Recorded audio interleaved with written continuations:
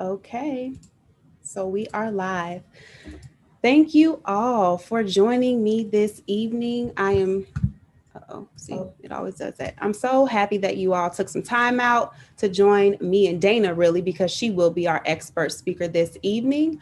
But thank you all for your time and attention. For those of you who are joining us live on Facebook or YouTube, please share this video so that other people who may be business owners or, have jobs or what have you, lifestyles where they need to learn to delegate for success can absolutely still benefit from this conversation. So before we get into our presentation this evening, I want to give you all a little bit of information about the Winners Club for those of you who may not be familiar. So the Winners Club is a business development consulting company, which I happen to be the owner of. My name is Christina Wynn. So it was like a clever play on name is what people tell me. Okay. So I appreciate that. But the Winners Club is a business development consulting company. And what we do is we help businesses grow. We help businesses access capital, and we do this in three different ways. So our first category of service offerings is business coaching. So we have business coaching. I have a marketing specialist on my team, an accountant on my team, a lawyer on my team, an operations person on my team, and an HR specialist on my team. So we can help you with your business as it relates to getting started, or if you are established, to help you grow your business.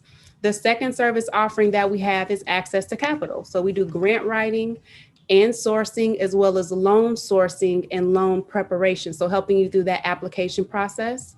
And then finally, we offer business education. So what you all are involved in today with this masterclass is part of our business education service. And then we also offer an online course. It is an 8-week online course.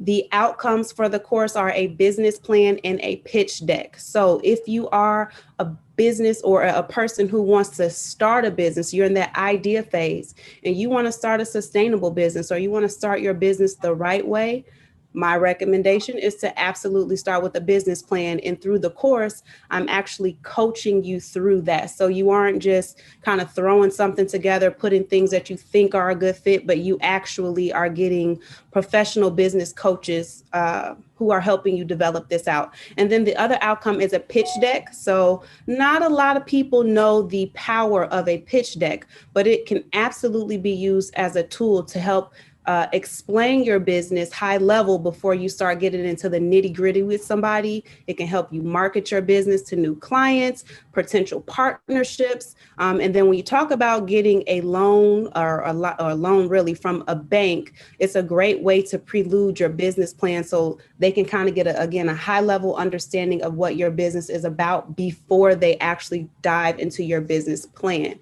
So with that being said, I want to let you all know that our next cohort will start March 6th. So we are currently recruiting for our next cohort of the Winners Club online course.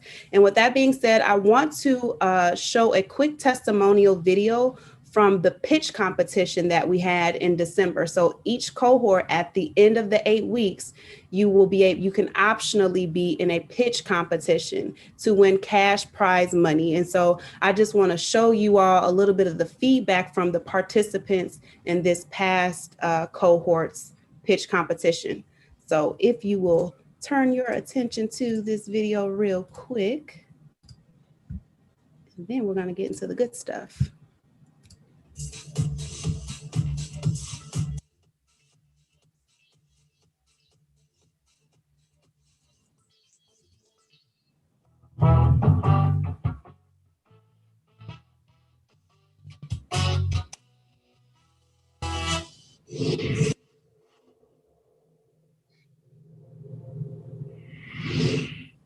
First met you or came in contact with you when I was trying to get a grant when I was applying for a grant last year. So when I checked out your masterclass for funding, going over your COP method, you approached me and let me know about the class, and it was pretty much in line for everything that I was planning to do in my off season. And I didn't even mention what I do. My name is Brian Gregory once again, and I own an ice cream shop. So from September through March mostly is my off season. Now, my plan was to spend my off season just digging deep into the business and trying to trying to systematize everything and just prepare for growth in the next season, and just overall just trying to be less stressed doing my job. I always kind of ran the business, like a flying by the seat of my pants. So I'm just sick of it. And everything that she described the program, that she described to me about the program was everything that I wanted to work on over the winter. And she delivered on everything that she said she would. I just miss you guys, like for a couple of weeks, we were all talking business, it's talking shop. It's a good thing to be around people like-minded entrepreneurs, people who want to grow, people who want to who have like love and they're ready to work on their own business. Christina, you delivered on everything that you said you would. On the other side of it, I definitely would do it again, and I can't wait to refer you to anyone else who's looking to upgrade their own business. Thank you. I appreciate you for that. I really do. I appreciate that a lot.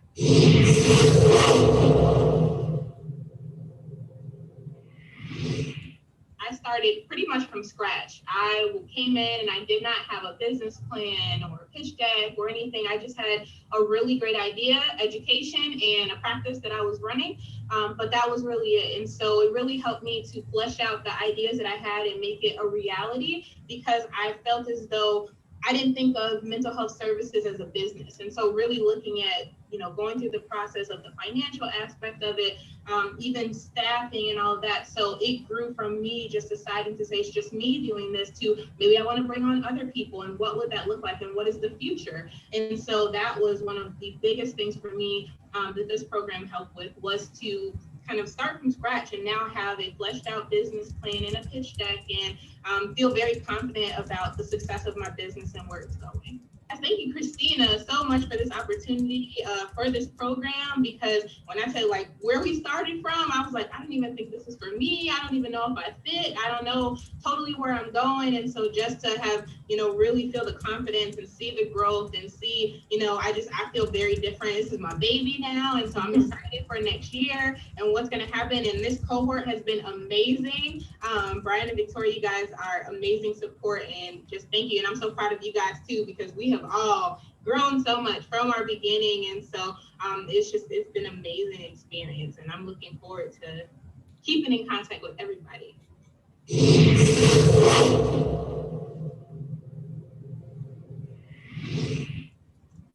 Hello, everybody. My name is Victoria Wilson. I joined the Winners Club for multiple reasons. First of all, I've been knowing Christina Wynn for a while, and she is such an excellent resource.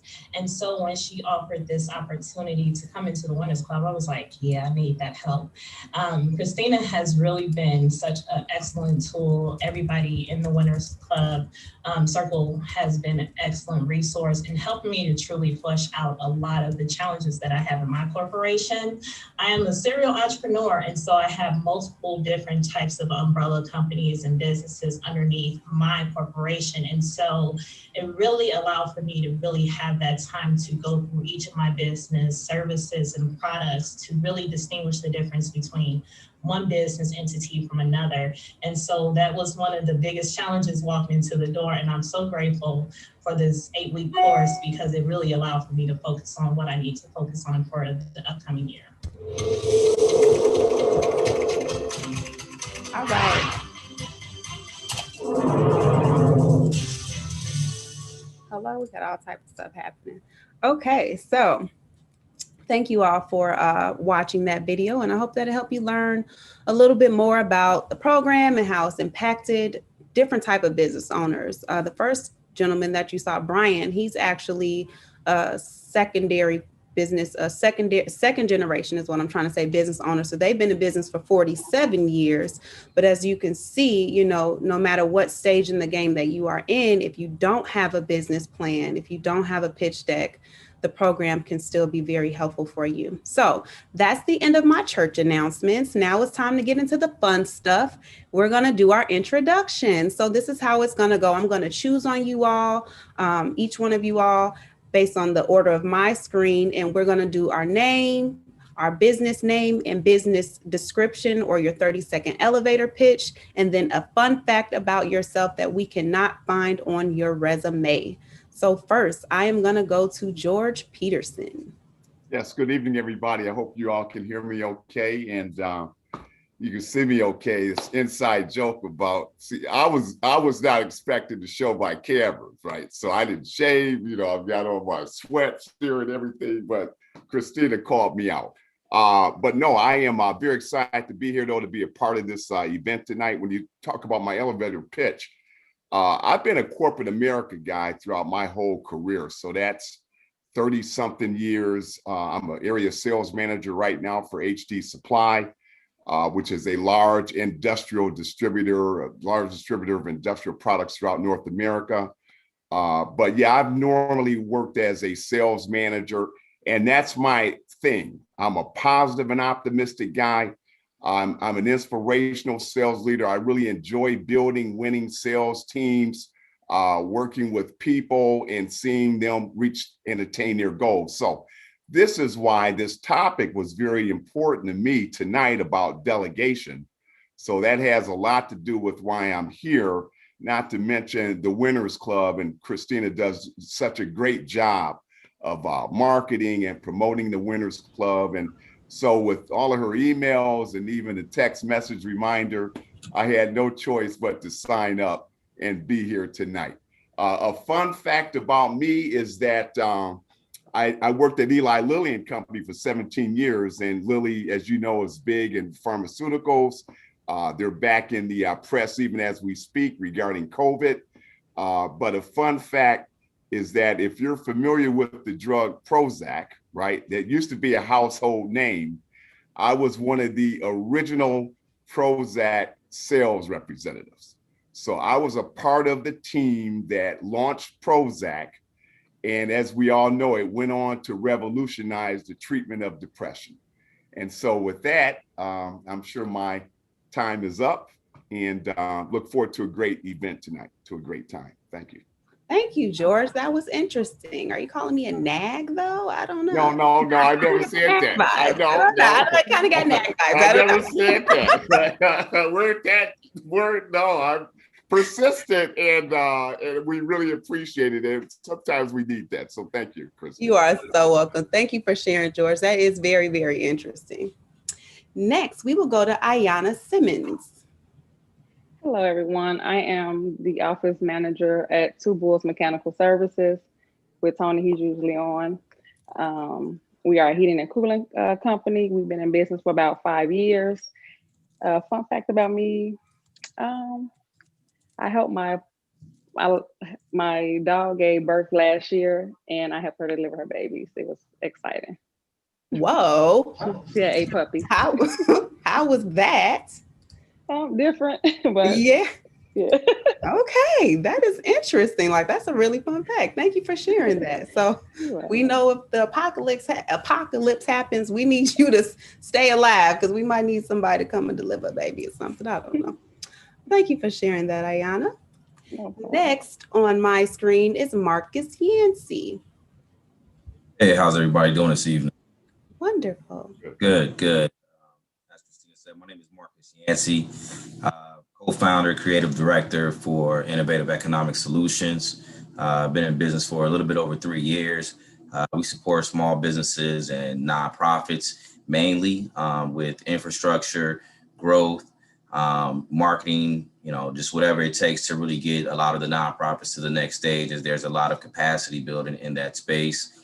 Also support a lot of nonprofits with grant writing, obtaining capital as well too, but mostly on the grant side. So a lot of grants that are out there through SBA, through DCEO, et cetera.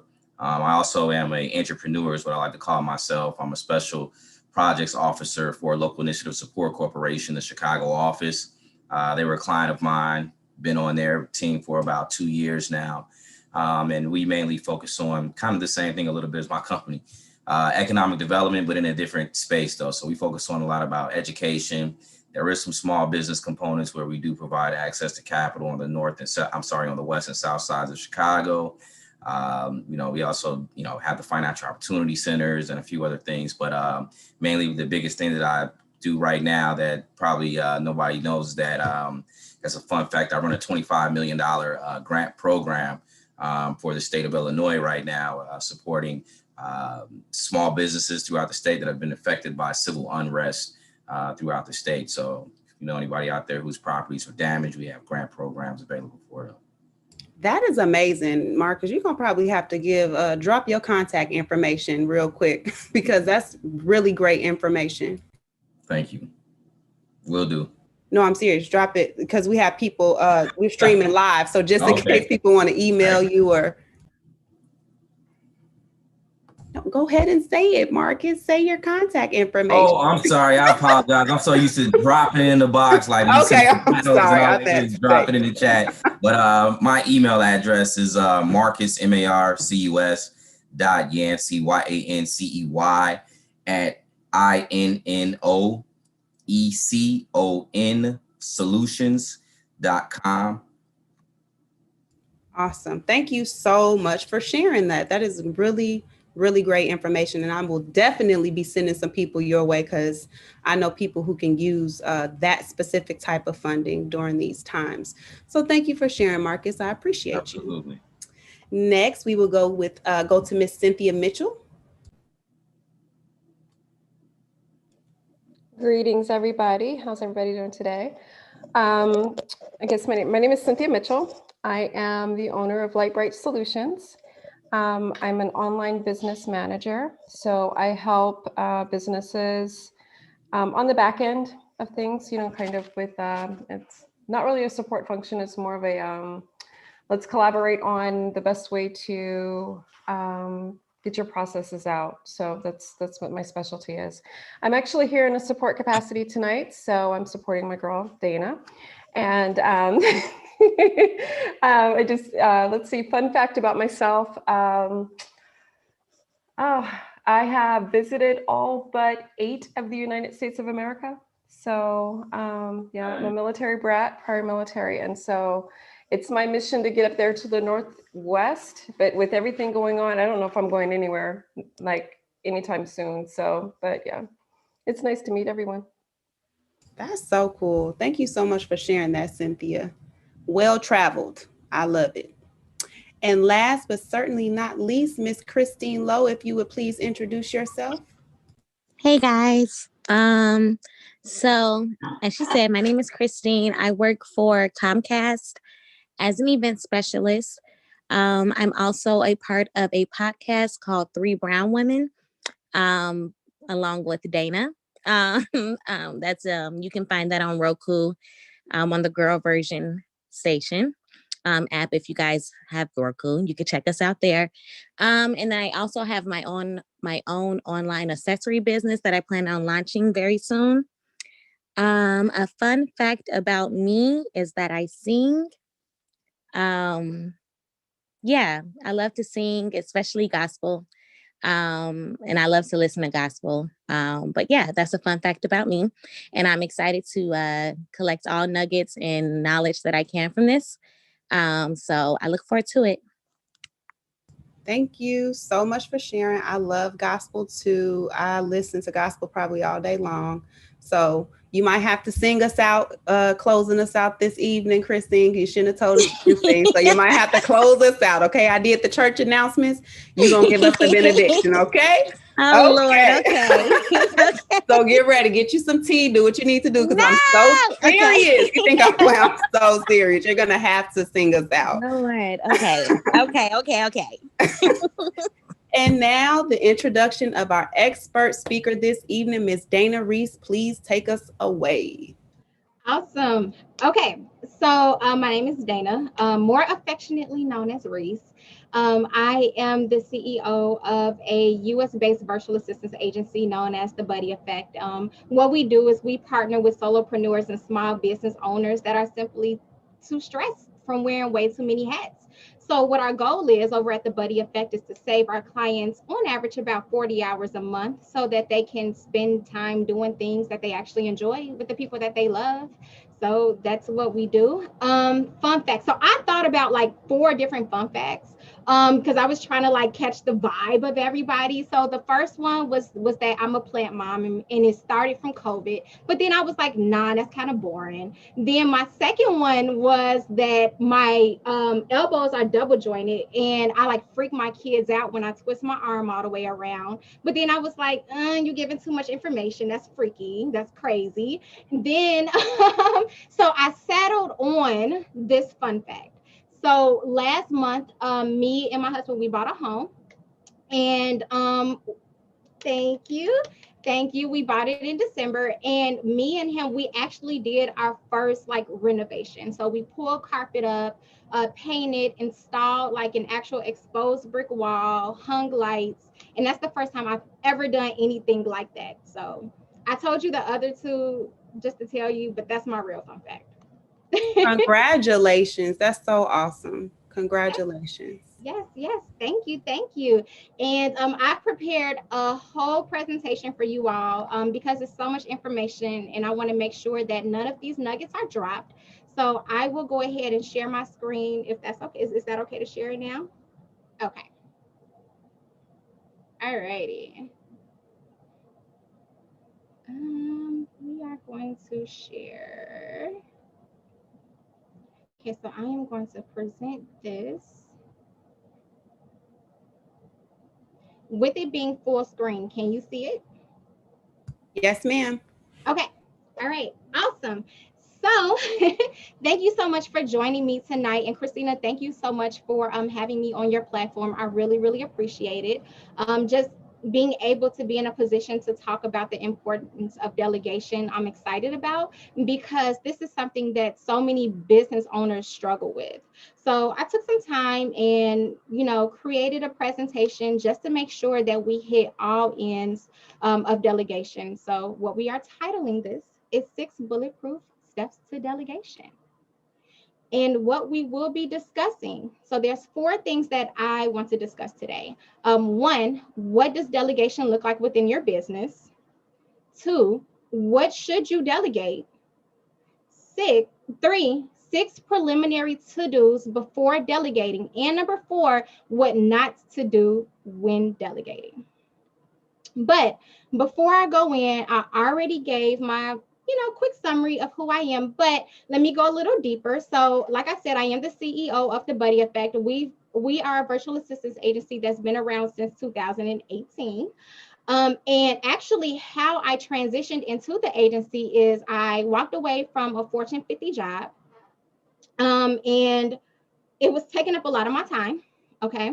And what happened to prompt that, me walking away was that we were given notice that our whole department was going to be laid off, but I was given the opportunity to transition into another department within the company. But I've been wanting to venture off into entrepreneurship for some time now. I have 2 daughters. I'm a mompreneur. One's 13 and one is 5. And I've been working for so long. And many of those years, I was also in school. I got my bachelor's, I got my master's while being a mom. My first child, I gave birth at 19. So I felt as if I've always been conditioned to trade in my time freedom in order to be financially stable for me and, my family. So being that I was now in a position to where I was financially comfortable, I decided to take that leap of faith and transition outside of the entrepreneurial realm in order to start my own business. So initially my goal was to offer one-on-one services as a virtual assistant, but I quickly hit a glass ceiling in my business. And what I mean by that is that I've gotten to the point to where I simply could not accept any more clients. So on one side of the token, right, I'm happy because I have these clients rolling in, the money is rolling in. I'm not having to worry about anything financially, but I was in a position again to where I was trading in my time freedom for a financial reward. And being that I was, operating my own business as a solopreneur, which we'll talk about in a moment, it was worse because yes, I was at home, but I was disconnected even more from my family. I stayed in my office, I stayed working, I was irritable because I was always working, yet I wanted to spend more time with my family. Outside of the buddy effect, before that, I have a total of about 12 years of combined experience in executive administration and sales management. And like I said, I transitioned from one-on-one virtual assistant services to operation strategy. So what I do is I help business owners get their processes in order and place the right people within their business. And I've done all of that because I agreed to accept the power of delegation. So it's your turn next. All right. Okay. So what does delegation look like within your business? The objective is to maximize time spent on important things and spend less time on the unimportant things. So by definition, delegation is the act of empowering to act for another. And when you delegate tasks, you empower somebody else to act for you. And it's a critical skill for small business success, but it's uncommon. And the reason why it's uncommon is because that means that you have to give up control, right? You have to give up control in your business. Your business is your baby.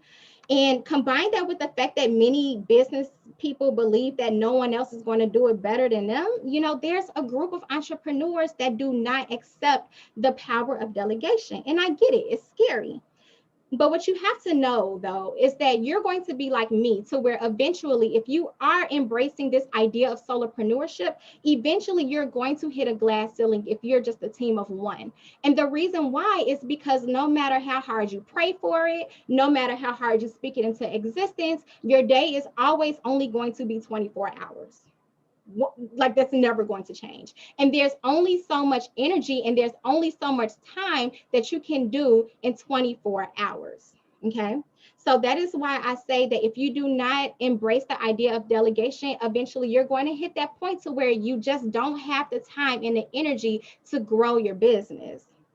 Now, no one can be good at every single thing. Like, I get it, you know, we all can be jack of all trades or whatnot, but no one, it's impossible to be good at every single thing. So that's why it's important to build a team of people that have the expertise in things that are your area of opportunity in order to run efficiently. Okay. So before we talk about delegation, I feel that it's important to talk about the reasons why people do not delegate. For one, it takes a lot of upfront effort, right? And it's ironic because it's the very thing that we don't have time to do that will eventually give us more time.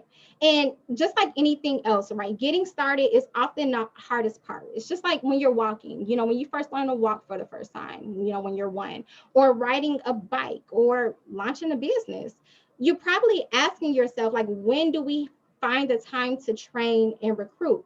But what you have to do is you have to prioritize that, put it in your calendar, just like you would do with anything else, and find the time to dedicate towards getting somebody trained, getting your team trained so that you can save your time, save more time on the back end. It's worth it.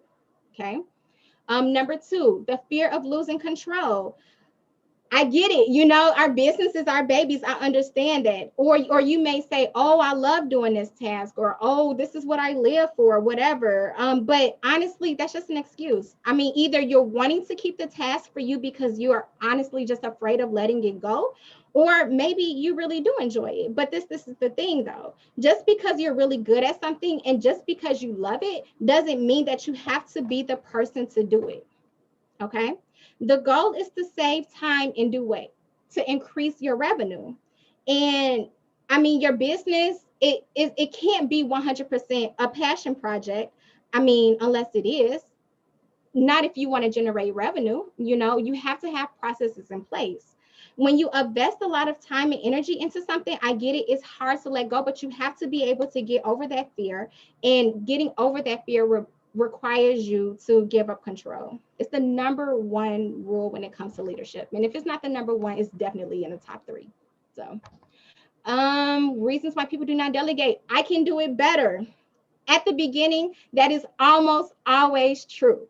You probably can do it better, but you know what though? If you can find somebody else that can do it at least 75%, of as well as you, then you're gonna have to release it to them anyway. And the reason why is because when it comes to delegating, right, you have to train. And if you're at 75%, you train them to get to 95%. You train them to get to 100%. And let them fail if they have to. You know, we all have to make our mistakes, but as long as you're monitoring things closely, your reward is you buying back more of your free time so that you can focus on other things. Number 4, lack of trust. I get it. I've been there before, but the truth is, it's a fact of life. Sometimes some people are trustworthy, sometimes they are not. But the thing is that when leaders delegate, they understand that this is a risk factor. They understand that just like launching your business is a risk. But the only way that you'll know if something works is if you attempt it and if you try it. So we got to get over that. Cost, that's another reason why people do not delegate, and I get it. You know, it's more money up front, and you're right, but check this. When you hire more help, while it does create a temporary dent in your budget, what it does is it frees up more time for you to focus on generating more revenue within your business. And just imagine how much more you can do if you have more time to focus on things that are billable, things that will bring money into your business. So it's an initial investment that can triple, quadruple your return. And then the last reason, I mean, some people simply don't know how. Period. That's what it is. And then we'll talk about how to fix that problem. Okay. What should you delegate? Now, when it comes to delegating, there are 5 questions that I want you to ask yourself. Number 1, is there someone else on your team or somebody in your network or somebody on Upwork or on Fiverr who has the necessary information or expertise to complete the task? It's one question I want you to ask yourself. That question, that the answer to that is always yes. There's always somebody that has the information or expertise to complete your task. If they're not on your team, you can bring them on your team. Number 2, is this a recurring task? So when you look at the things that you're doing every day, are there things that you have to do multiple times a day, such as updating spreadsheets or sending emails? Are there any recurring tasks that you have to do within your business? The answer is always yes. Number 3, do you want to build a team and or develop talent? So if you see your business, scaling, you know that you cannot scale so far because of that glass ceiling that we talked about. So if you see yourself getting to a certain point, whether it's within your industry or whether it's financially, you know that you're going to have to eventually need a team to get to where you want to go. So the answer is typically always yes. Number 4, does the activity move you towards your goal? Okay. So throughout the day, there's so much that we do. And some of it, are revenue generating tasks, whether that's website creation if you're a website developer, or whether that's content creation if you're a copywriter. But there's also some things, busy work, that's important, but it does not have to be you. So whether that's making sure that there are no double bookings on your calendar, or whether that's doing consultation calls, what is it that you're doing that is good for your business, but does not necessarily constitute as a money generating activity? Okay. And this question, do you have enough time to focus on revenue generating activities? So are you feeling like you are so busy to where you cannot focus on offering services that drives revenue in your business? And that's important, because if you're busy to the point to where you cannot focus on the services that are billable, then you need to delegate. You need to build your team.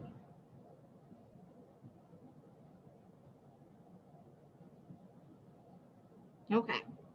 So what should you delegate? Now, when it comes to figuring out what you need to delegate, there are 6 things that I suggest you keep your eye out for. So the task that you delegate, it should be SMART. So I'm pretty sure probably everybody on this call have heard of SMART goals before, and if you haven't, let me know. But just to give you a quick summary, what a SMART goal is a goal that's specific, which is well defined, that's measurable, meaning that it must have some type of criteria to where you can, measure your progress. So like a quantifiable goal, achievable or attainable. So is your goal actually achievable? Can it actually be done? Realistic, meaning can it be done in the time limit that you're giving yourself? Is it realistic for you to achieve this goal within 2 months or 6 months or whatever, by the end of the day? And is the task timely? So does it have a deadline? So any task that you decide that you want to delegate, it should fall under that SMART goal criteria. Number two, they can be recurring tasks that can be automated or handed off. So if it's something such as making sure that you're not double booked for the day, or making sure that your inbox is clear, do you really have to be the person to do that? So recurring tasks, those are definitely tasks that can be handed off. Small tasks, whether it's making sure that you book a flight or order an Instacart or whatever. Like if it's something that may seem small and mundane, even if it takes 5 minutes, a lot of those 5 minute tasks, you get 5 of those 5 minute tasks, that's 25 minutes that you're taking away from your day. Research and data entry, that takes a ton of time. But does it require your expertise? Probably not. That's something you can easily delegate. Tasks that can be taught, that's something else. So I have a new assistant, and she did not come in knowing every single thing that I possibly would need her to know, but I was able to teach it to her. I was able to teach her how to navigate through my CRM system, and now that she knows that, she's able to do the tasks that are related to my customer experience, to my CRM system that she needed to do. And number six, tasks that you do not enjoy or that you're not the strongest in. And this one is so important. And the reason why is because if you're anything like me, if you do not enjoy it, that's the breeding ground for a procrastination. So if it's something that you know that you need to do and it's something that you just always put off, delegate that thing. Delegate it. And remember, you're not the strongest in every single thing. So find people that are strong in your areas of opportunity. Okay.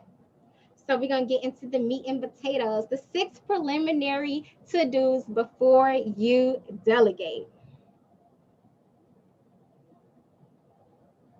Okay. Number 1. So I call this auditing your task list. And basically what that is like a to-do list for delegation. So this is how you audit your task list. You write out a list of all of your tasks, everything that you can possibly think of that you do, whether it's on a daily basis, whether it's once a month, whether it's twice a week. Write down every single thing that you do and track the time that you spend on each one of those tasks. I use Clockify. Clockify is a free software that you can use to manage the time spent. You can start it when you start a task and then stop it when you finish. And the reason why you want to do that is because you want to notice where the majority of your time is going. Okay. And when you do that, you can I guess draw correlation on why you're feeling busy all of the time, but you're not where you want to be in your business. Tracking your time is the perfect way for you to figure out what can be delegated or what may need to be eliminated. So when you track your time, and then you have your list, I want you to categorize that list. I want you to categorize your list based on the things that you love that you're spending your time on, the things that you may not like, and the things that you feel as if somebody else can do. And I want you to circle all of those tasks, okay? And whatever is circled, that is your list that should be delegated.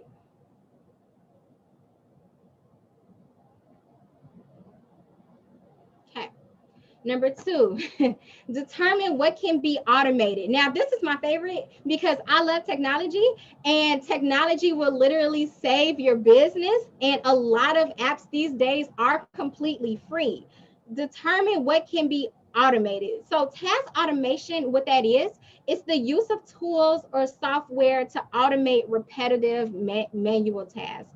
And what that does is it reduces your operational costs. So it's like, yeah, Reese, like we're talking about delegation, right? So why can't I just pass that on to somebody? But if it's something that can easily be automated through a software, you can save more money because you don't have to pay somebody to do it. All you have to do is automate that thing. And like I said, a lot of these, softwares are free. So it reduces operational costs. It increases reliability because it's technology, right? And boosts your team's true potential because you're taking things off of their plate as well. Some of the things that you can automate is like lead management. So let's say that if you're looking to grow your mailing list, right? I don't know if you've heard of funnels before, but you can create like a free calendar or anything free, right? And what that does is that's called a lead magnet, and that lures people to sign up for your newsletter. And how these funnels work is that once they download it and once they're added to your newsletter, you can create emails. They're called email sequences that are kicked to send out automatically, which means that you don't have to be the person that's sitting there behind a computer screen taking an hour every other Tuesday emailing them, because you have a system that does that for you. Okay, that's one form of automation. Even creating canned email addresses. So email messages. So let's say, for example, in your business, like you have to email the same type of information to different people. You can automate that. You can create templates to where it's literally drag and drop and you send it out. There's so much that you can automate in your business. Social media. A lot of people, including myself at times, you can be a little inconsistent on social media, but you don't have to be the person that's always posting on social media. You can automate that thing. You can have it post automatically. Okay. So make sure that you're leveraging systems to help bring in some automation so it's less work for you and your team. Number 3, choose the right person for the job. Okay. Match your activities with your team's skill sets to minimize disappointments from your end and defeat from their end. Now, the reason why this is so important is because if you do not know who you're bringing on your team and what their skill sets are, you can expect somebody to do something. But let's say that if you have somebody that's super analytical, but they aren't the best wordsmith, you can't ask them to create copywriting for your site because that's not what their strength is. But if you get to know your team, then you would know that. And you're wasting time and energy because you're asking somebody that has no experience to do something that you need done. Or let's say that if you have that wordsmith that may not be as good with numbers, you're not going to ask them to do your bookkeeping because that's not what she does. She writes copywriting for sites. So you have to make sure that you get to know your team, or you get to know the people that you are hiring, and make sure that they are the right person for the job. Your employees, your team, your BAs, whoever, they all have different skill sets. They all have different strengths. So learn what their strengths are, learn what their weaknesses are before handing off tasks. You want to set them up for success. So be sure that the work that you're giving them plays to their abilities. And since delegating work, it requires for you to trust your employees or trust your team, you don't want to create a situation where your trust will immediately be invalidated because now you're disappointed that they aren't doing the work that you expect for them to do. And now the morale is down, and then boom, you're in a situation that you don't want to be in. And don't forget this too. Don't forget to spread the load easily. Even in my business, I have some buddies that are strong in one suit and that are weaker in others, and vice versa. But if you have those strong members in your team, you don't want to like overload them with work, because then they're going to get to the point that they're overworked and they're overstressed, they're overwhelmed, and that equates to burnout. Or you may have other people that look at you and they're looking at, wow, okay, so this person must be the favorite, and you don't want to be in that position either, to where you're looked at as, accusations of favoritism. You don't want to be in that position either. So you don't want to lean too heavily on a few stars, or you'll lose them. So make sure that you're delegating the right thing to the right people. And what that means is you have to build your team of people that have different strengths. Okay. Number 4, be clear on your instructions and your processes. I struggled with this at first. OMG, I really did. And the reason why is because when I first transitioned into an agency, because it was just me, it's almost like I assumed that they should already know. And when it was time for me to jot things down and to put it in a I guess like a SOP or a document, I didn't know how, because I knew how to do everything and I did not know how to map it out. But if you're looking to build your team and if you're looking to delegate, you have to be clear. So what I suggest is that you create a document. It can be an SOP, which is your standard operating procedures. It can be a Trello board. It can be a Google Drive. It can be a video. It can be audio. Make sure that you create something so that you aren't training the same thing over and over and over again whenever you decide to bring somebody on your team. That is so important. And in those documents, you're going to want to map out your process, throw some flow charts in there. Make sure that you summarize what positions are within your business and what they do. Make sure that you define any jargon that may be used within your business. Make sure that you map out who does what, and just make sure that you're clear. Articulate the desired income and be clear about the results that you are looking for. So in your instructions, in your processes, you want to make sure that you include the tools that you use within your business, the type of software that you use. You want to include the time it will take for you to complete certain tasks, or be clear on like how much time you like to give them, what your deadlines are.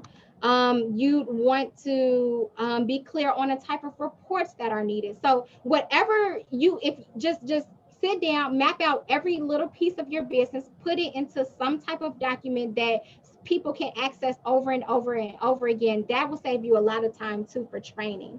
And there shouldn't be any room for misunderstanding. There shouldn't be any room for vagueness, period. So, for example, let's say that if you want to delegate a task such as making a report of all the testimonials that are on Facebook or on, I don't know, like Google or whatever, what that task should sound like when you delegate it is compile screenshots of testimonials pulled from where? From Facebook and Google Business. And what do you want to do with them? Upload them into the Google folder titled testimonials. By when? By 5:00 p.m. Central Time. Make sure that you are as specific as possible.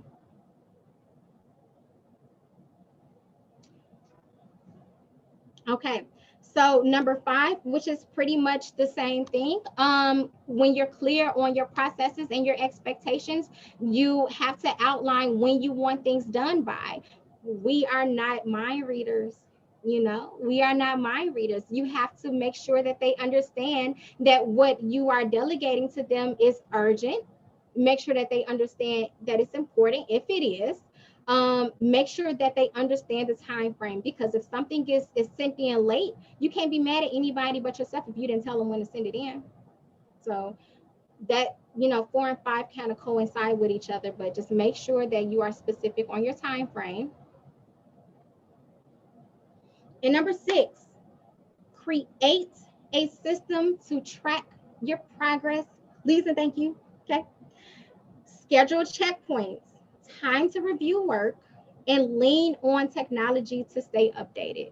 So as you see, I love technology. So let's say that if you delegate a task, especially in the beginning when you're not comfortable yet with delegation, maybe you should create a Google Drive folder or a Google document that updates whenever they do an update. In Google Drive, it's cloud-based. So whenever they make a change, you see that automatically. A Trello board. I love Trello. So you can make sure that they utilize Trello to, and while they're working on something, make sure that they document that in Trello. That way, whenever you need to, you can log in and see where they are. Just make sure that it's something that is updated real time, and also make sure that you are taking the time to follow up with them and being available to answer any questions that they have. You can't just dump task on somebody, especially a new team member, and expect for them to run off with a 100% rate. Like, they have to stay informed. You have to stay informed. Okay, let me know if you all have any questions so far. I know I feel like I'm like giving a ton of information.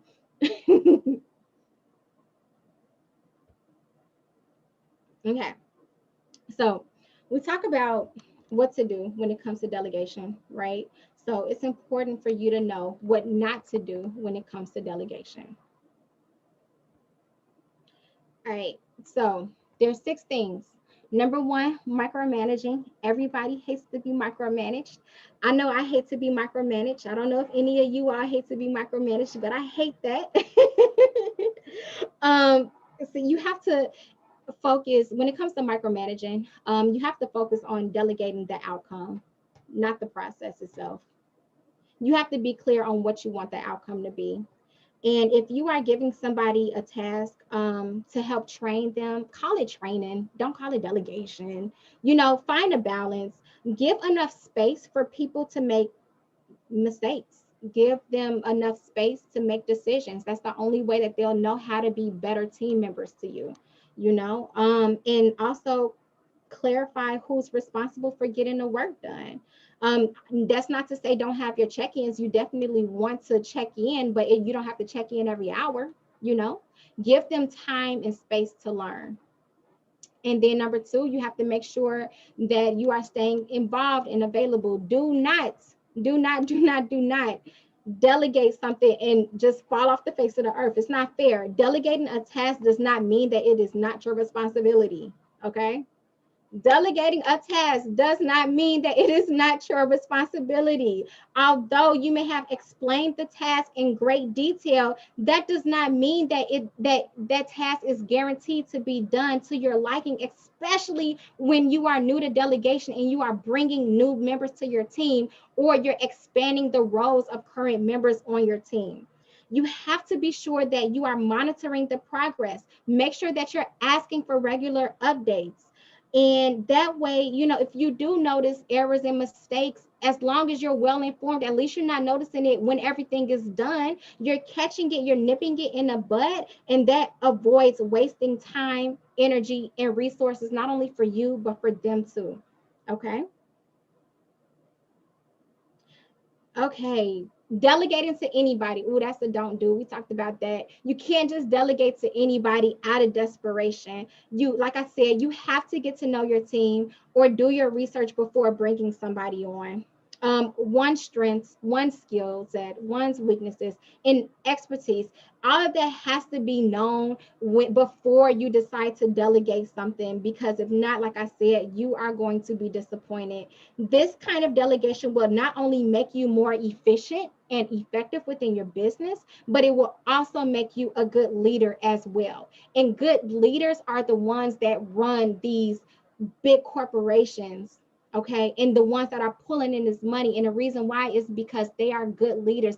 And good leaders does not mean micromanaging. It means that they have found a way to connect with their staff and build relationships and leverage them. That's what it means to be a good leader. And what that does is it helps your team develop into a powerful and a cohesive unit. Number 4, not being clear on your preferred outcome and timeline. We talked about this too. You got to be clear. Clear communication is fundamental to effective delegation. If you don't let the team member know what's expected of them, then they may fall short of the ideal result. And whose fault is that? That's yours, because they didn't know, and it's your fault because you didn't tell them. Okay. Another don't do, delegate too much at one time. I get it. Okay, now you understand the power of delegation. Now you're ready to delegate everything. You've done audited your task list, and you're like, okay, here's my task list. I'm going to delegate it all to you because now I am excited to get my time freedom. You can't do that. Do not wait until you are overwhelmed. Plan ahead. Don't just start dumping things because your plate is full. It's not fair. Do this and your nerves will be bad, and you'll be passing off frustration to people that don't deserve it. So make your choices that make sense. You want to make sure that you're, like I said, delegating to the right person. You want to make sure that you are getting a rough estimate of how much time they may need to complete a task by timing how much it takes for you to complete a task, and maybe adding some time, for using, for them to, because they're new to it or whatever. So don't, and like I said, don't just delegate to one person either. Start building your team up. And then what you don't want to do, don't be stingy with the rewards and positive feedback, because when you are delegating tasks, you aren't just sharing the responsibility, you should also be sharing the rewards. Spread the love. Why do you want to do that? Because it keeps the motivation levels up, and people will be excited to work with you, and they'll be bought into your goals. And when people are bought into you, then you're a priority to them. Okay, what your goals are is a priority to them, and whether it's, and even if it's not their business, they are bought into you, and they want to make you happy, they want to see you succeed, and they want to succeed within your business. So make sure that you are sharing the rewards, and remember to explicitly mention the names of employees or contractors or whatever who you have worked along with on a task or a project. They'll be more eager to take you up whenever you need more things done. So that is where we are as far as the delegation to-dos. So I want you to ask yourself a question. What would you do? What would you do if you were able to buy back 40 plus hours of time a month? Would you spend it focusing on bringing in more revenue? Would you vacation more? Would you have weekly game nights with your family? Just ask yourself that. Just imagine what would you do with 40 plus hours more per month. So these are some of the things that I've been able to do. I purchased my first home and I did that because I was able to delegate. And since I was able to delegate, I was able to focus more on money generating activities, which means that I was able to drive more money into my business, which means that we were able to be put in a position to buy our own home. Right here, I told you we did our DIY project. Those are screws and like screwdrivers. Like I was really working, y'all. But I had the time to do that because I trusted my team. And yes, it was a little rough at first when I first transitioned, but my team stuck with me, and now they knew how to run my business with me stepping away. I had that time freedom. This right here, I'm able to spend more time with friends. Like I was always that friend. I was the dependable friend. So if you need me, I got you. But there's a 30% chance that I'll show up at your event because I'm always working, you know? And then I'm able to spend more time with my girls, especially now, with them being home. It's one thing to be at home, but to be at home and to engage with them and have that time to bond together, I'm able to do that every day because not only do I have more time, but I have more mental bandwidth because I'm not stressed carrying everybody else's work of my clients or whatnot because I'm able to delegate that stuff. So now what, right? So you can decide, there's a couple things you can do. So you can decide to take the notes that you've been taking. You can read them over. You can stay right behind that glass ceiling if you like, kind of trapped by your field of delegation, or you can try doing things that we discussed on this call and allow the small mistakes to happen. But with the correct monitoring and with the correct processes in place, you can nip those problems in the bud and you can train them to be your little right arms. Like you have like 7 to 10 like little right arms that's able to operate your business and to buy you back some time freedom. And so combine that with automation software, and then you have a fully functional running business without you having to trade in 120 hours of your time in every single month. So as I close this out, I want to share my favorite quote is by yours truly. It's solopreneurship is not as cool as it sounds. And the reason why this is my favorite quote is because when I first transitioned into entrepreneurship, y'all, I thought it was so cool to say I was a solopreneur. Like, I'm a solopreneur. Like, I thought I was doing something like, I'm a solopreneur, but it's stressful. It is so stressful. You cannot do everything on your own. So now I brag different. Instead of bragging about me being a solopreneur, I'm bragging because I'm able to be an effective leader, and I'm able to put people in a position to where they can also buy back their time. They don't have to work for the corporate sector in order to be successful. So my team, I'm teaching them, and I'm helping them grow into the buddies. We call our virtual assistants buddies, to who they want to be, so that they can also enjoy time freedom without having to sacrifice their finances for it. So yeah, I just wanted to share that with you. We all don't have to be a jack of all trades, and I really, really, really hope that this presentation kind of cleared up some things about delegation, and hopefully I see you all delegating more. And that is it. Awesome. This was really, really good. So I want to make sure we allow for people to digest and ask questions while we have Reese here with us. There is no question that is too small or too big. So please take advantage of her expertise while we have her with us. Let me know. Let me know.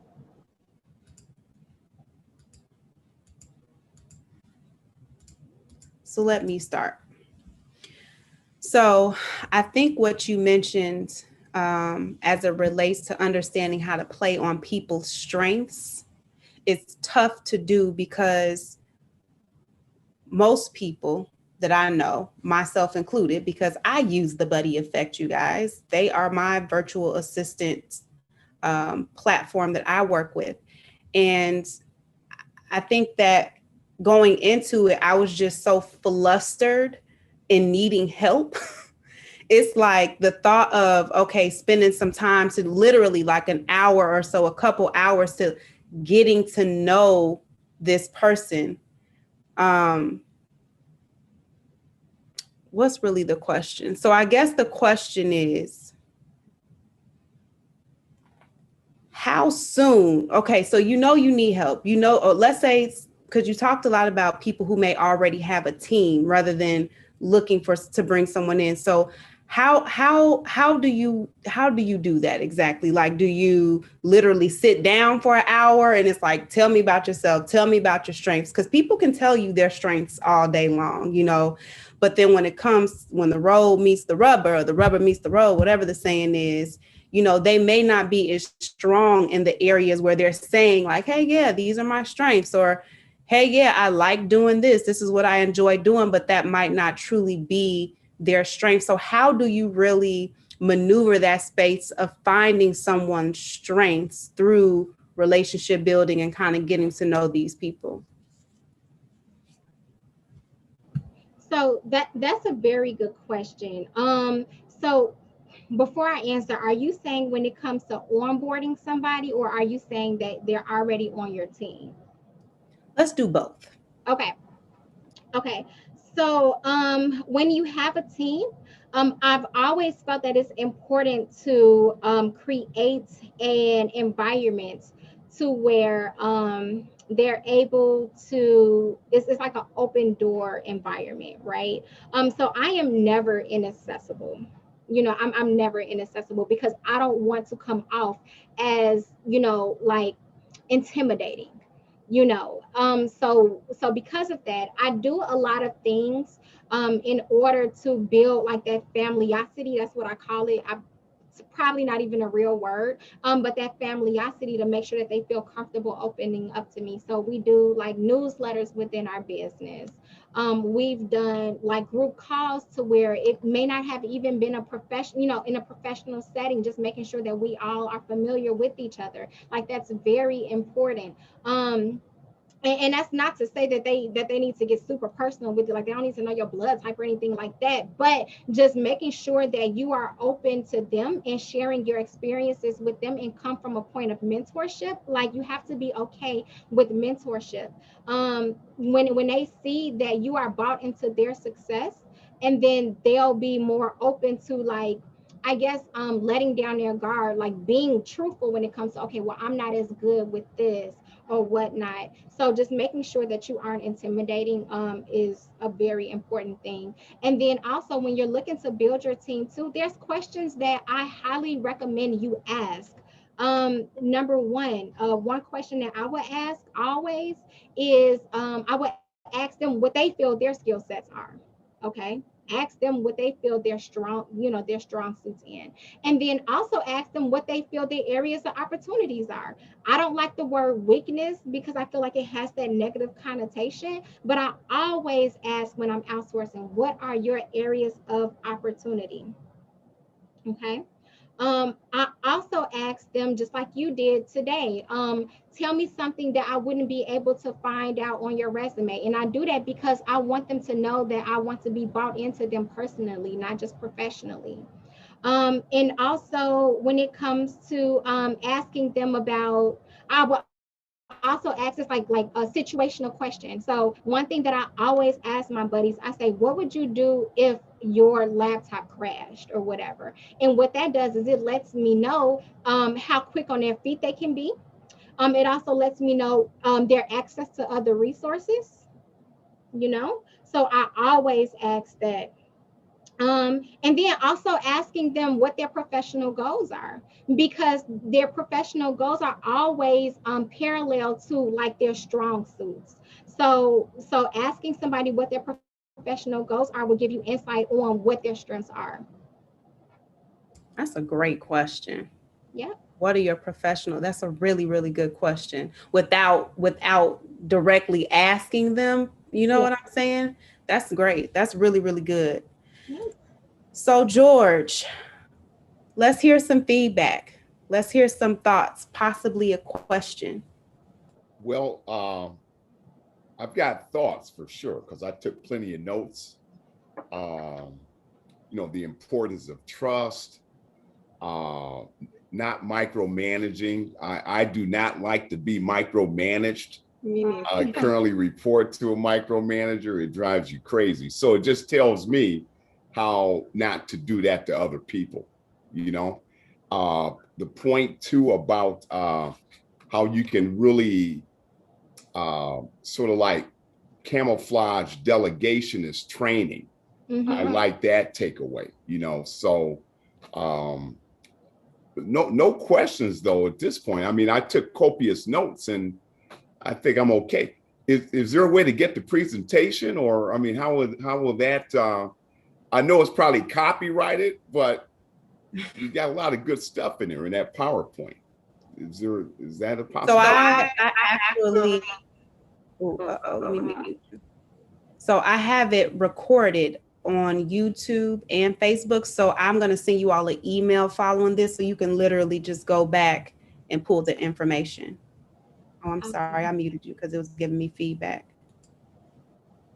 I was definitely going to say, I hope that she gives it to you all, because I would love for you all to have it and be able to reference it whenever you need to, for sure. And then I also dropped our information, but what I am going, this is my company information here. Let me drop in the chat. I want to give you all my direct email. So if you have any questions about anything, please do not hesitate to email me. Perfect. Ayana, give us some feedback, thoughts, questions, comments. It was all excellent information. I took everything in. I want to review my notes. But I do have a question about you spoke about the automated like lead management. What were the sites that I can For like go lead to management, and um, MailChimp is one. So in MailChimp, you can build like landing pages and you can create different free downloads. And what happens is when they sign up to receive the free download, then they're kicked into your email list. MailerLite, I do like MailerLite. MailerLite is a good one. Those are two, those have free levels, but you can always choose to upgrade. So look at those. ConvertKit, that's another good one too.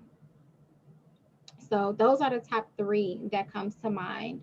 When it comes to project management, I love Trello. I swear by Trello. I love Trello. ClickUp is another one that is really, really, really, really popular. Yep. And if you need a third one, because I feel like I gave you three at first, I need to give you three now. And Asana is another project management tool that's pretty popular. But me, I'm a Trello girl. I love Trello. That's my thing. You said Asana? Asana, Asana. Okay, perfect. Thank you. Have you ever used Airtable? Have you ever used Airtable? So okay, so I have not used it personally, but I have like monitored like some of my buddies, and because their clients use Airtable, and I'm like, oh, this is pretty cool. It But I is, never right? like used it personally. I believe you use Yeah. Airtable, right? No, I don't, but I want to, but I've worked with a client who used it, and I'm like, okay, this is wonderful, but I have to set aside time to like really learn the platform, but it's a really good platform for what I've seen and experienced. Okay, okay. I feel like with my weekly follow-up with the buddy that you're assigned to, you all must have talked about Airtable or something. I don't I know. might have mentioned it. We use Okay, Trello. okay, okay, But I okay. think I did mention, I think I asked her, did she ever use Airtable? Because I've used Trello before. I didn't want to like go in. We both have to learn the system and all of that. But Airtable is just another one that I would probably say, depending upon, it's really like Excel, but it's like Yeah, way better. The layout is like Excel kind of, but it's like, it's really good. It's a really good platform from yeah. what I I've have a good training video on Airtable I could send if you need Nice. it to. Yeah, I would actually like that. Yeah. Okay, Thank you. okay. Marcus, let's hear some feedback, comments, or questions that you have. Yeah, no, I think this was really great, especially for me right now. I mean, I just kind of been under the gun at work a little bit last week on a project that I'm working on. My boss was like, hey, you're not delegating. Like, you got the project, it's yours. You created this thing and you're not delegating. You're trying to do everything under the sun, but it's taking up too much of your time. I need you to, maybe do some other things, just manage and delegate. So definitely going to walk away with some of these tools. And then on the business side, I'm continuing to take on projects. I don't have the time. I got one guy that I work with that I delegate some things to that I can trust in, but there are just other areas that I just don't have that confidence. A lot of the work that I do is relationship building. And it's that network, right? Like, who sent you, right? So I don't want to send somebody or get referred or vice versa, and that person just doesn't pan out. So I got to sometimes, trust in some people and let them do our job, right? So this is definitely some good information in both avenues that I can use it, both work and in business. Yeah. And I'm glad that you said that, because you can't delegate everything. And it's good that you know that, like, there are some times to where it's going to have to be you, and that's okay. But what delegation does, it allows you to free your bandwidth so that you can focus more on those things that you just cannot delegate. So when it comes to relationship building and things like that, like, if you can't delegate it, you can't delegate it. Like, that's fine. But at least buy yourself some more time to either spend more time doing that, or spending the same amount of time doing it and not feeling burnt out by the time you're done, because you have to focus on so many other things in your business.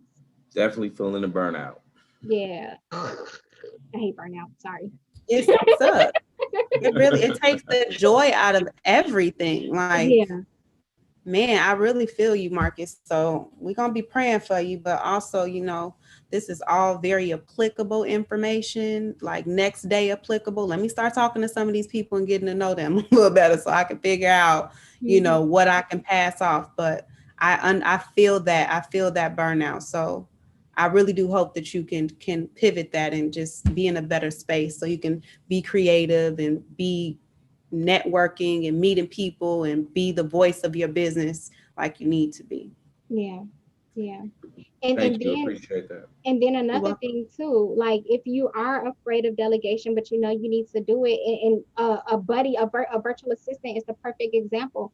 Find somebody to where you don't have to start from the ground up. Like you don't have to teach them how to operate Excel because they are already proficient in Excel, but they need to know, you know, how it applies to your business. You know, find somebody that already has training or already has experience in the platforms that you need for them to use. That way, all that they need to do is learn how you leverage it, not how to operate that platform. So that's something very important too. That's why VAs are so popular because it takes away hours of training time because they've already been trained. Mm-hmm. Yep. Awesome. Next, Cynthia, can you please give us some comments, questions, concerns, feedback? I sure can. Great presentation, Miss Dana. Mhm. I One of the things that sticks out for me, but this is just my wheelhouse, right? When establishing what tasks can be delegated or what expectations and things, as you're going through that process with the person that you're delegating to, that's a great opportunity to create your SOPs. Okay. So, because you're having to, because we all have the processes in our heads, right? So, but when teaching someone else, we have to get that out of our heads and get it on paper to be able to delegate it to somebody else. So that's a great opportunity to develop your SOPs so that you can always pass that task off to someone else if need be, or the person that is doing it currently can pass it off to someone else, and then you can assign that person to another task. So, but that's my 2 cents. But yeah. Yeah. Thank you. Can you tell us what SOPs mean again for people Oh, who I'm may not sorry. know? Oh, okay. Standard operating procedures. So Hmm. yeah, so okay, let's say for example that you have a process in place in your mind that um, that you know how you generate leads on Facebook, and this is like a real simple example, right? So you know that you get up in the morning, you check your feed, you check who's there, you see if you can connect with anybody. That's more LinkedIn though. You know, that's your process, right? So if you establish that, you write it down, you can pass it to someone to train and to delegate it to that person. But then it's also a part of your procedures, and you can hand that to anybody. The work is already completed at that point in time. Or let's say that you have a report that needs to be completed, okay? You already have it written out, you pass it to the person that you're delegating the task to, and it's already written out, and you can always expound on it, but you already have it there, and you can pass it to anybody that you need to delegate it to. So you're doing the work in delegating, you're doing the work that helps your business moving forward. So it's kind of a 2-2 win-win type thing. So Yeah. And Very helpful. it's funny because Cynthia, she actually like helped me. So Cynthia is a buddy on my team, and she helped me really understand like the importance of like an effective written down process. So just being able to, you know, have her, you know, kind of walk me through like how to build that. And this was, you know, a while ago, you know, now, but it saves you hours of training time, hours of training time, and it can always be accessed. And if there's anything that needs to be changed, update it on that SOP, change, you know, add a revision date, and your team knows just like that. I think that explanation was really helpful. Like, you wake up, you check your emails, then you send them out, then you don't even, I mean, I wouldn't even think that that's part of my procedure, but it absolutely, I mean, religiously, I do almost exactly what you just said. So that was a really good and helpful example, Cynthia. Thank you for that. Appreciate you. You're welcome. Last but not least, Miss Christine, can you please give us some comments, feedback, questions? Absolutely. I have some comments. So Dana, you did a great job.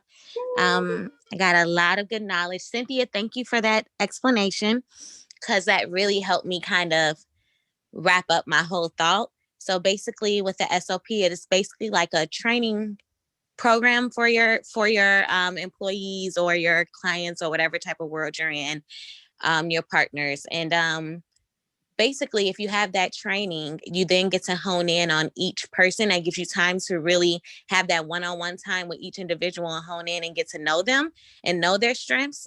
So not only just taking it as, okay, I'm telling them what's expected day to day, our SOPs, right? But also getting to know that person, seeing how they react and respond to certain things. That way being very observant and using that time to really get to know each person that you have under your belt, right?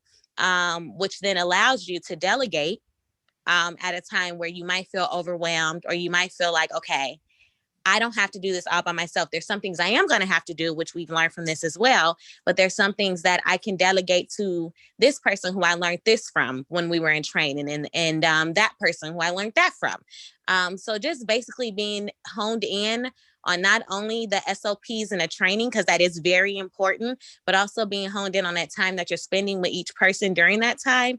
And then, of course, things will happen. Just day-to-day things that will happen that you will then begin to learn them even more, but then allowing them to grow as well for areas of opportunity that you notice from training, and that you notice on the day-to-day, and being able to actually hone in and progression for them as well, which will allow them to want to devote to you more and be more loyal, because they see growth and opportunity in what you have to offer. So you're delegating, you're giving me more responsibility, you're choosing a language that's not like do this, do that. It's more so let me show you, or what do you know, and let's come together and make the most of it. That's honestly what I got out of this, is learning how to be a good leader, and learning how to have a successful business, with actually having somewhat of camaraderie, because if you know someone's strengths, you know what I mean, you also know their weaknesses, and that allows you to be a good person to them, because you know, I'm not going to do this because I know that they're weak at that. So let me do this because I know that in this language, I'll be able to not only hone in on that, but maybe even motivate them to want to look at that weakness because they felt so great about me honing in on their strength. Yeah. Yeah. Yeah. Nice. It's true. You got Awesome. Awesome, awesome, awesome. Thank you so much for your comments, Christine. And before we close out, Dana, is there any parting words you want to leave for us? Anything else that has not been stated that needs to be stated, or just final thoughts? The only thing is that again, like if you do have questions or if you feel as if you need a little bit of guidance as far as like how to best source people for your team, or if you are in a position to where you are ready to grow your team and you're a little afraid of delegation, email me. I'll be more than happy to share tips and pointers that can help you get through that. Or if you are ready to, build your team, like I said, we are a virtual assistance agency. All of our VAs are already trained and they already have experience in many different areas of, business, and I can definitely help build your team as long as you need it. So if you can give us a quick rundown of the areas of expertise, if you will, that your team offers. Okay.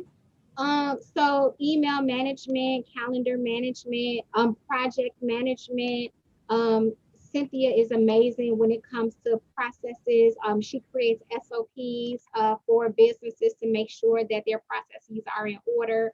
We do social media, content creation, social media graphic designing, posting on your behalf, engaging on your behalf. We just launched a website. We do websites now and logo design. And then any tasks such as research and data entry and data mining, things like that. Anything administrative The only thing that we call handling, we do call handling too. So if you need somebody to be the front man in your business to help answer incoming and outgoing calls, they do that. The only thing that we really stay away from is appointment setting. So like quota based appointment setting. We do stay away from that because that kind of steps outside of the administrative realm and more into sales. But that's about it. Yeah, as far as what we do not do. Yeah, we do. We offer bookkeeping services as well. We launched that a month ago. Nice. Yeah. That's awesome. So they have the gamut of things that you need as as it relates to virtual assistants. And like I said earlier, I do use the buddy effect and it has been very helpful for me. So I highly recommend the company. Thank you so much again, Reese, for sharing this information with us, for answering all of our questions. This was really, really helpful. I hope that everyone got a lot out of it. Everyone that's viewing us live, I hope that you got a lot out of it. And I will close us out by saying this. We have our next masterclass Monday. It will be facilitated by Benny M. Curry. The name of the masterclass is Life in Business, and we'll be covering strategies to reward and retain top talent in your organization, business succession, and then maximizing after-tax income to owners and their families. So if that is of interest, please make sure you all register. And I look forward to seeing you all next time. Dana, thank you again, or Dana Reese, or Reese, all these wonderful names. Thank you. Thank you so much again. No problem. Everybody. Oh, go ahead. Oh, you just saying no problem. Okay. Everybody have a wonderful evening. I hope that I can see you all again soon. And we're gonna close it out with that.